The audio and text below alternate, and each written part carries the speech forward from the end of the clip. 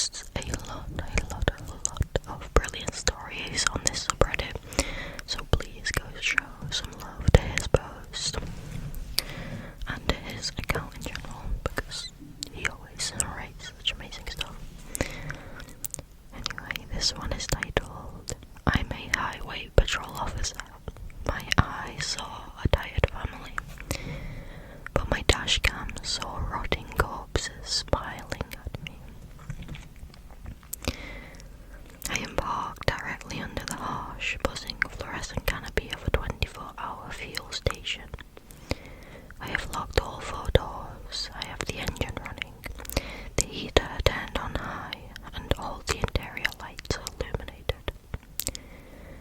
I am surrounded by concrete and artificial light, and I still cannot stop my hands from shaking against the steering wheel. I am a county law enforcement officer. I have only been on the force for 2 years, but I have built a reputation for being strict, thorough, and completely reliant on protocol. I like rules. I like guidelines. In this line of work, the manual is your best tool. If you follow the steps, if you run the plates, if you approach the vehicle at the correct angle, you eliminate variables and maintain control of the situation. My assigned patrol sector is a massive, desolate stretch of a 2-lane county highway. It is a lonely, isolated assignment. The road runs along the eastern perimeter of a massive, deep, freshwater lake. The layout of the geography means there is absolutely nothing out there. On the left side of the highway, there is a steep, rocky embankment that drops directly down into the dark water of the lake. On the right side, there is an endless, dense expanse of thick pine forest. There are no houses, no streetlights, and no intersecting roads for over 40 miles. It's just a ribbon of dark asphalt trapped between the deep woods and the deep water. I work the graveyard shift. I patrol this highway from 10 at night until 6 in the morning. Usually the entire 8-hour shift consists of driving back and forth in complete silence, listening to the hum of my tires and the occasional crackle of the dispatch radio. Sometimes I pull over a long-haul trucker who missed a turn, or a local teenager driving too fast. It's a quiet, predictable job. The night started exactly like every other night. The weather was clear but very cold. A thick layer of fog was rolling off the surface of the lake, creeping over the embankment and drifting across the asphalt. I was cruising at 40 miles per hour, holding a cup of lukewarm coffee, scanning the dark road ahead with my headlights. At approximately 2:15 a.m., I saw a vehicle driving a few miles ahead of me. I sped up slightly to close the distance. It was a dark-colored minivan, an older model. It was traveling well under the speed limit, moving at maybe 30 miles per hour. As I got closer, I noticed 2 things. First, the passenger side tail light was completely burned out. Second, the vehicle was swerving. It was not a violent, erratic swerve, but a slow, drifting weave. The tires drifted over the solid yellow line in the center of the road, corrected slowly, and then drifted back over the white shoulder line near the edge of the lake embankment. Protocol for this is clear. A burned-out taillight is a minor traffic violation, but combined with the swerving, it establishes reasonable suspicion of driving under the influence or extreme driver fatigue.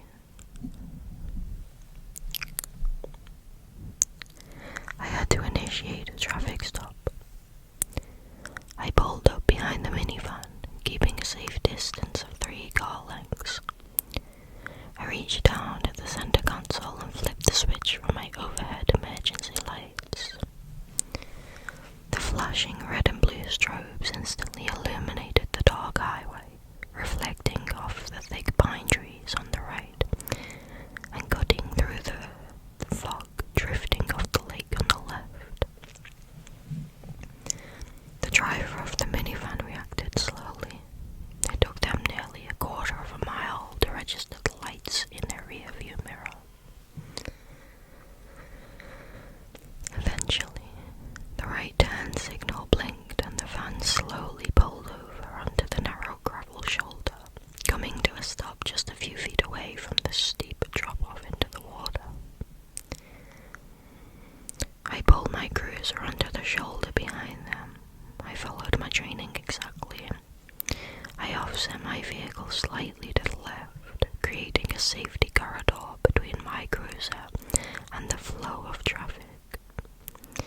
I angled my front wheels toward the road, so if a drunk driver rear-ended my cruiser, it would not be pushed forward into the minivan. I put the transmission in park, unbuckled my seatbelt, and grabbed my heavy metal flashlight. I stepped out into the cold night air. The only sounds were the low rumble of the 2 idling engines, the crunch of gravel under my boots, and the faint, rhythmic lapping of the lake water hitting the rocks at the bottom of the embankment. I walked up to the rear of the minivan. I reached out with my left hand and firmly pressed my palm against the trunk lid. This is another standard protocol. You leave your fingerprints on the vehicle. If something happens to you, the investigators will have physical proof that you were standing right behind that specific car. The metal of the trunk felt unusually cold and damp. I walked up to the driver's side, keeping my flashlight pointed low.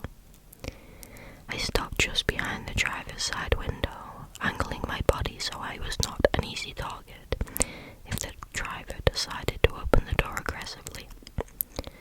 I tapped the glass with my flashlight. The window rolled down manually with a squeaking sound. I shined the beam of my flashlight into the interior of the van. It was a perfectly normal family. The driver was a middle-aged woman. She looked incredibly exhausted. Her hair was messy and there were dark, heavy bags under her eyes. She squinted against the glare of my flashlight. Sitting in the passenger seat was a middle-aged man. He was wearing a blood flannel shirt. His head was tilted back against the headrest, his eyes closed, lightly snoring. He looked completely relaxed. I moved the beam of the flashlight to the back seat.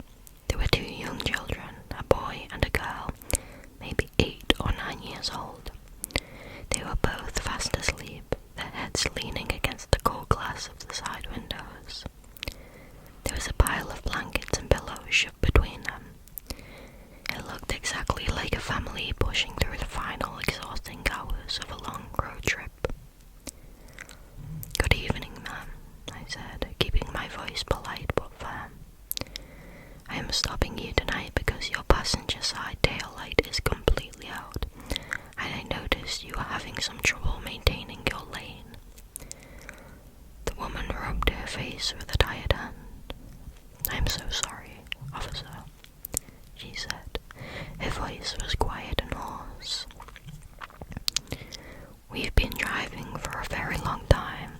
We just wanted to get there before morning. I guess I'm more tired than I realized." "It happens," I replied.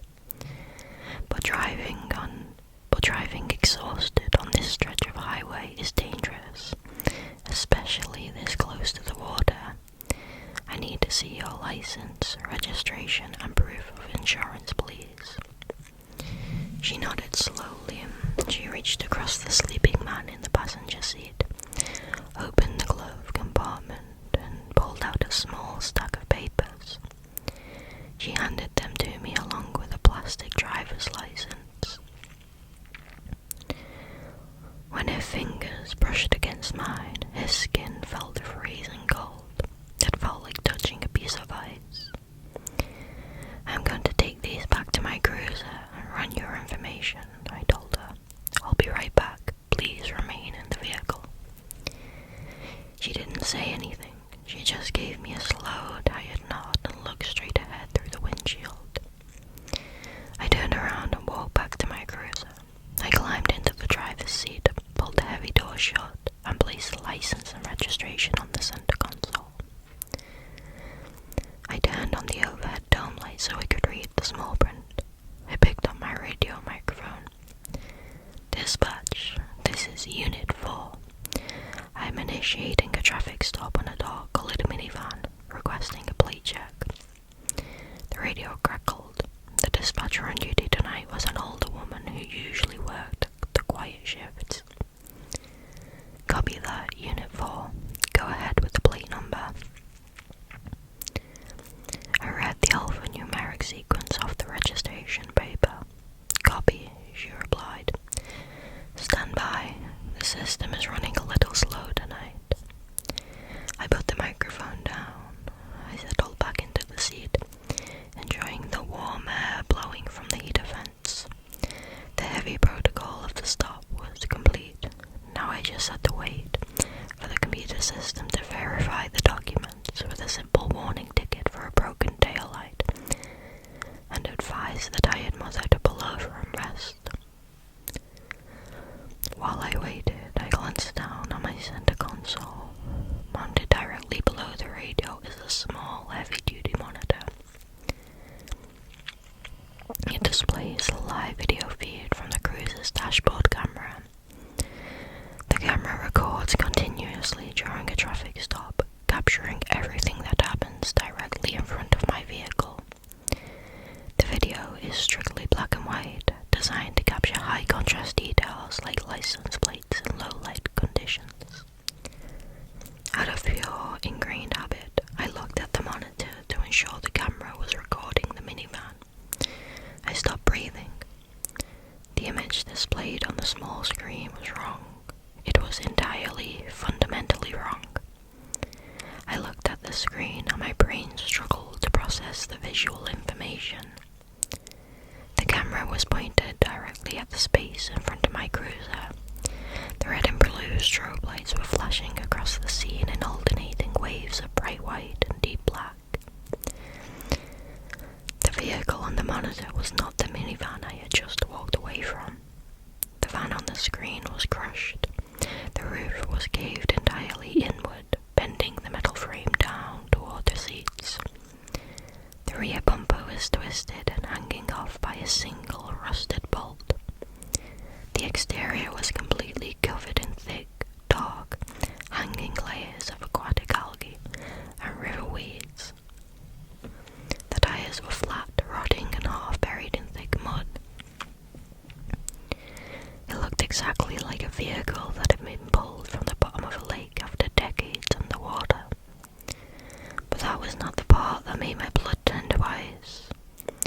The dashboard camera was positioned directly behind the rusted, crushed rear window of the van.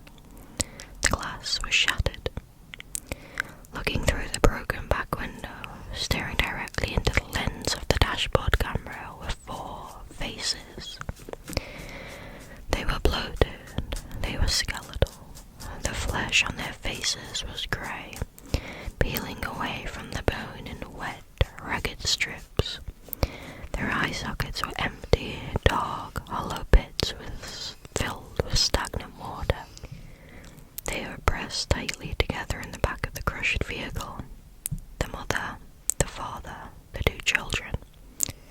They were all looking directly at the camera, and they were smiling. It was not a natural expression. Their jawbones were pulled back, stretching the rotted, waterlogged skin into wide, unnatural gaping grins. They were completely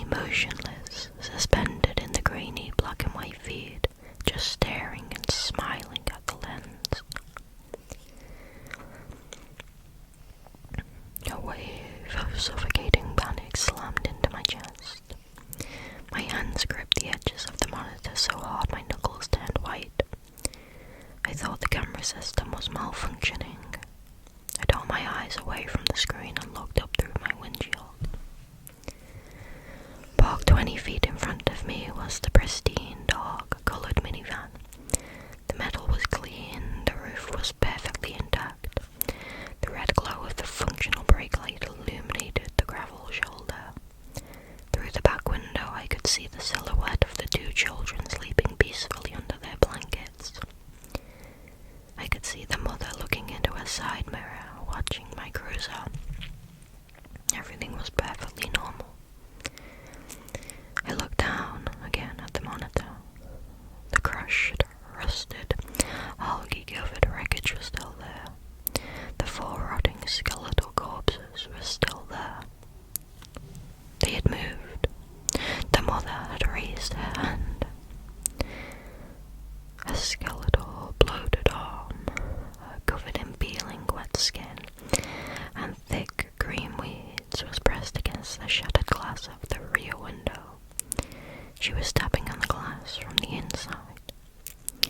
I could not hear the tapping through the heavy doors of my cruiser, but I could see the bone of her finger hitting the lens on the screen.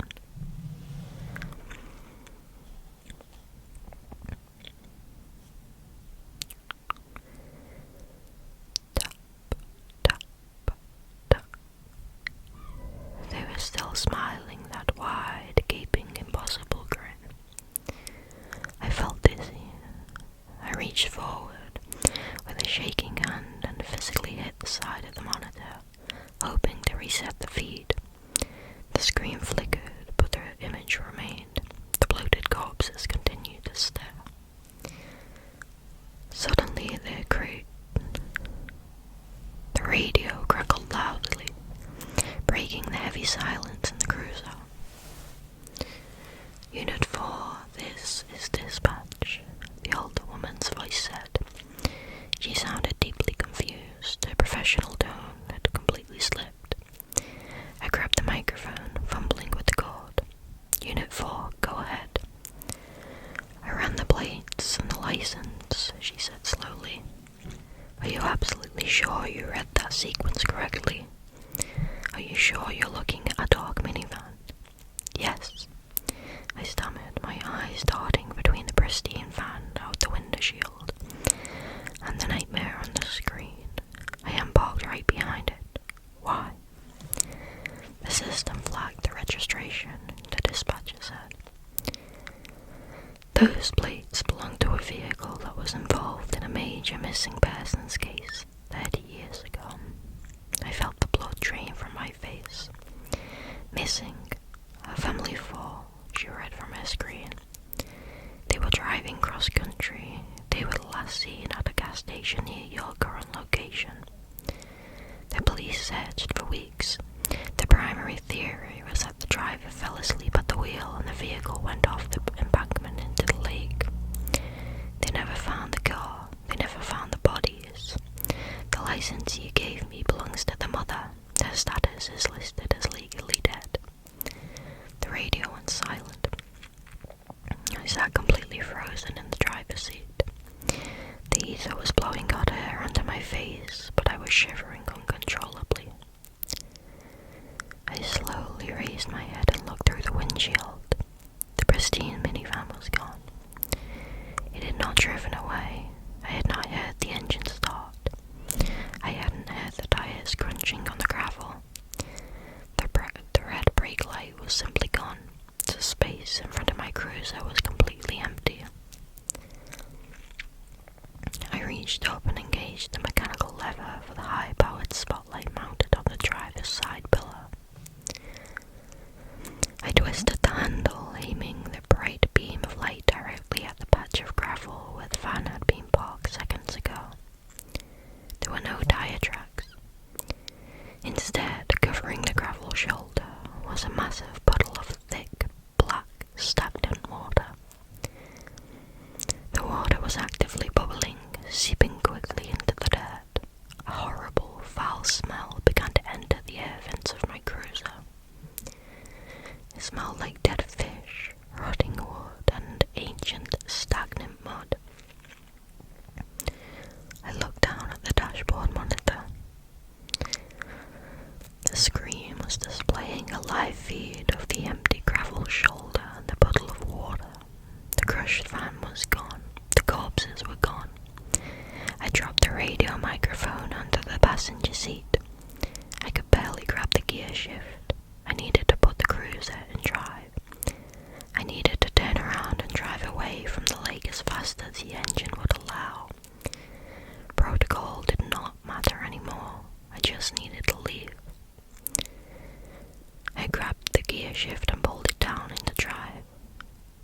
my foot could touch the accelerator, the entire patrol cruiser violently lurched.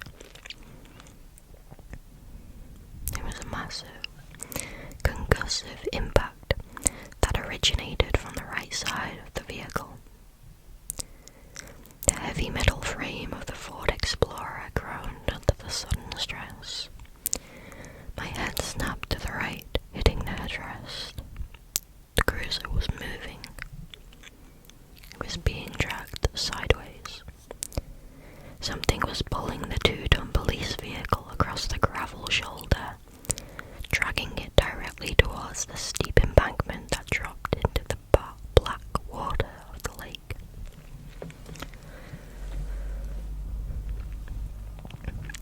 I slammed my foot down on the gas pedal. The powerful engine roared, the RPM needle jumping into the red. The rear tires spun frantically, kicking up a massive cloud of gravel, dirt and mud. The tires screamed, trying to find traction on the loose shoulder, but the sideways momentum was too strong. We were sliding towards the edge. I turned my head and looked out the passenger side window. The lake was churning. The dark, flat surface of the water was boiling, sending thick white foam crashing against the rocks. It was the family, the mother, the father, the 2 children. But they were not human anymore. They were bloated, skeletal, rotting corpses from the camera monitor. Their flesh was grey and peeling. Their empty eye sockets stared blankly at the cruiser. Their jaws were unhinged, locked into that wide, horrific grin. They were suspended in the air. Attached to the back of each rotting corpse was a massive, thick, muscular appendage. They looked like dark, wet, glistening tentacles, thicker than the tree trunks, emerging from the deep water of the lake. The tentacles were fused directly into the spines of the corpses, using the dead human bodies like fleshy, rotting puppets. The tentacles extended from the lake, reaching up the rocky embankment. The rotting puppet corpses of the family were pressed directly against the side of my cruiser. Their bloated, skeletal hands were gripping the window frames, the door handles, the wheel wells. The strength of the appendages was impossible. They were dragging the heavy police cruiser sideways through the deep gravel, inch by agonizing inch, pulling me closer to the drop-off. The smell of the stagnant water and the rotting flesh was overwhelming, filling the cabin of the cruiser. The metal doors buckled inward under the crushing pressure of the tentacles. The passenger side window shattered, spraying tiny cubes of safety glass across the front seat. One of the bloated, rotting arms reached through the broken window. The skeletal fingers, dripping with thick lake mud, grabbed the fabric of my passenger seat, pulling the cruiser harder toward the cliff. The rear tires of my cruiser slipped over the edge of the embankment. The back of the vehicle dropped violently, the undercarriage slamming against the sharp rocks. My stomach dropped. I was angled upward, staring at the night sky. The black water of the lake was churning wildly just a few feet below my rear bumper. I had exactly 1 second before the center of gravity shifted completely and the cruiser tumbled backward into the deep water. I grabbed the steering wheel with both hands, locked my elbows and slammed my heavy police boot completely down on the accelerator pedal. The engine screamed, pushing maximum torque to the all-wheel drive system. The front tires, still gripping the solid asphalt of the highway lane, bit down hard. The rubber burned against the road, filling the air with thick white smoke.